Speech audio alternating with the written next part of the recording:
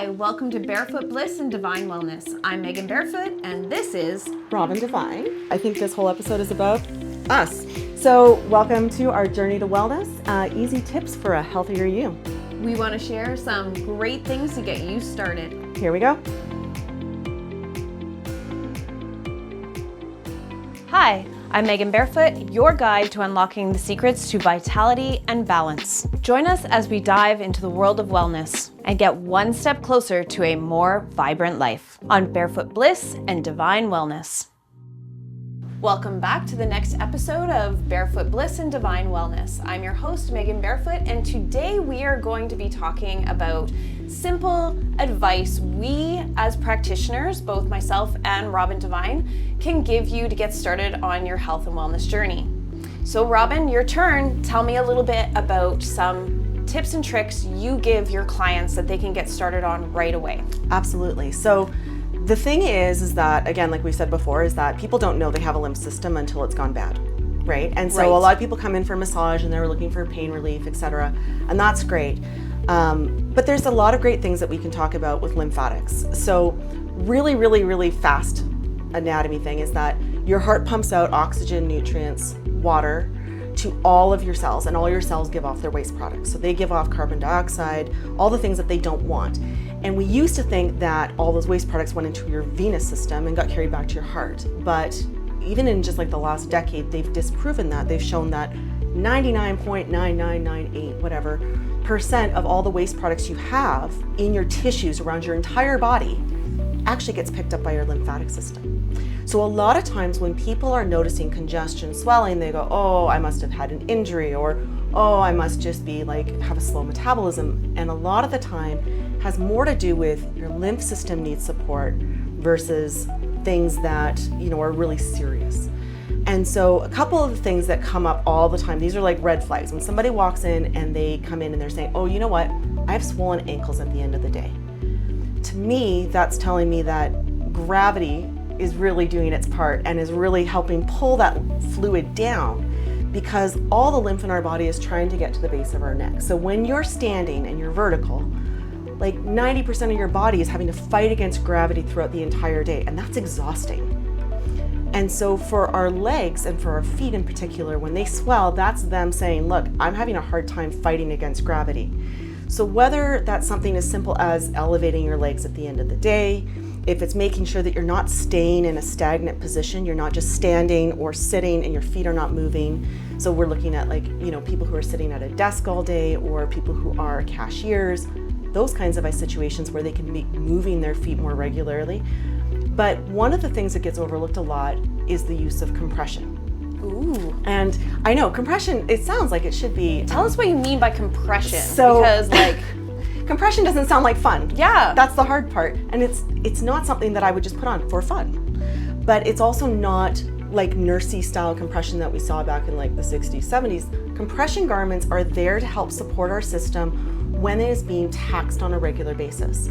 So if you're standing all day, or if you're working, or you're flying, or everything, and you start noticing there's swelling in your ankles, that's your body saying, hey, listen up, I'm having a hard time moving this fluid, I need your help.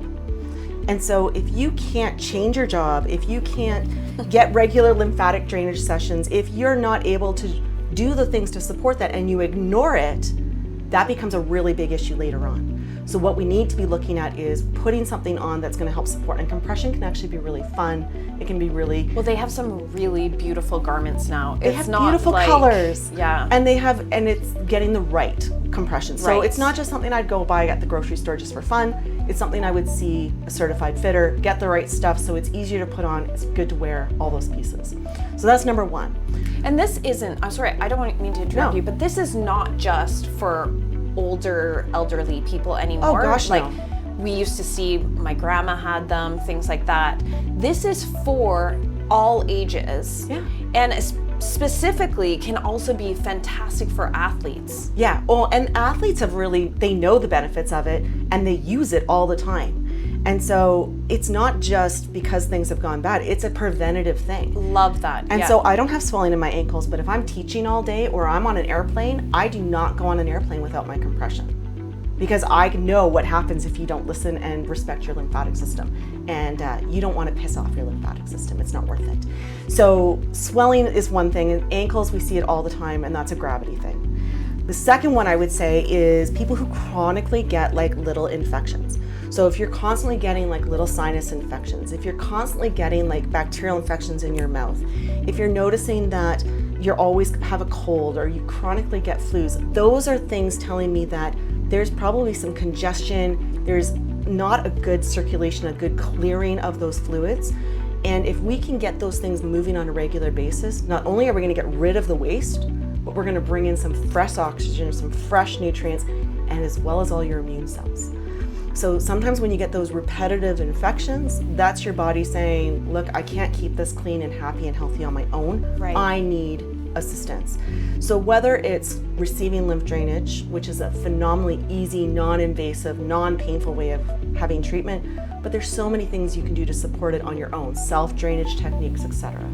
So that's a little one that, depending on the person. But the third one, and I think a lot of people don't understand this properly, and this is why you and I connect on so many levels for this, is a lot of people have issues with their gut. So they'll say, oh my gosh, I'm bloated all the time. Oh my goodness, I'm constipated all the time. Why do I have all these digestive issues? Why can I not eat this? Why is that causing me issues? And one of the things, from my perspective, is the inflammation associated with that. So when you eat certain foods and it goes into your gut and your body's like, heck no, this is not working for me, your body will respond in a very simplistic way of inflammation. And so your gut lining will become inflamed. You'll start feeling bloated. You'll retain fluid.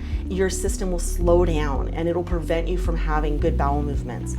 And so a lot of the time, if somebody comes in, we can do, again, very non-invasive, very gentle lymph work, and that can help release the inflammation, help their body release what's going on in their guts.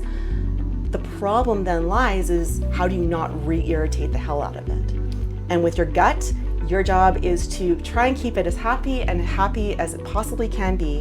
And for me, I bring down the inflammation, then I go, have you talked to a holistic nutritionist? And that's where you and I get the best results with our patients. A lot of right? synergies here. Yeah. And so I know that a lot of digestive gut things are what connects us, but aside from just the bloating and so on, what are some of the most common red flag symptoms, but also things that you give patients to just start off their health journey from a holistic nutrition side, point of view? Absolutely. So I am through and through a gut girl and believe that the root of all evil in our body is our gut. Absolutely. Unfortunately, we were not taught how to listen to our bodies. No. We don't know what our body's trying to tell us when it gives us signs and symptoms. Well, we just take a pill, and the pill gets rid of that. So why would you want to listen to it when you could just? That's what it's we've well been marketed. Conditioned to learn Exactly. to do, right? That is not how we were supposed to live. No. Right? And so when it comes to listening to our bodies, first and foremost, we need to know what a symptom is, what a sign is. I meet so many people that do not know how crappy they feel, or how easy it would be to start feeling better with just some simple changes, right? The root of it is your gut. So if you're getting bloating, if you're getting gas, if you're getting constipation, diarrhea, that's not normal, you guys. That is not normal. We should not be living with that. I meet people who get a headache every single day and pop a couple pills. I meet people who are just achy when they wake up in the morning, or they're swelly and they don't understand where the swelling is coming from in their hands and their ankles. Yeah.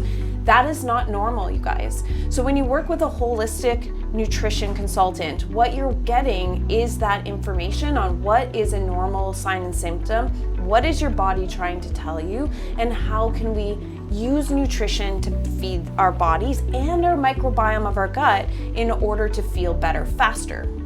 So first things first, hydration. This is important for your lymphatic system, it's important for your cardiovascular system, it's important for every system, honestly. And most people are dehydrated, especially here in Calgary. We are semi-arid. Here's my geology coming back, right? We're a semi-arid environment here. We're practically a desert. There's no moisture in the air on most days.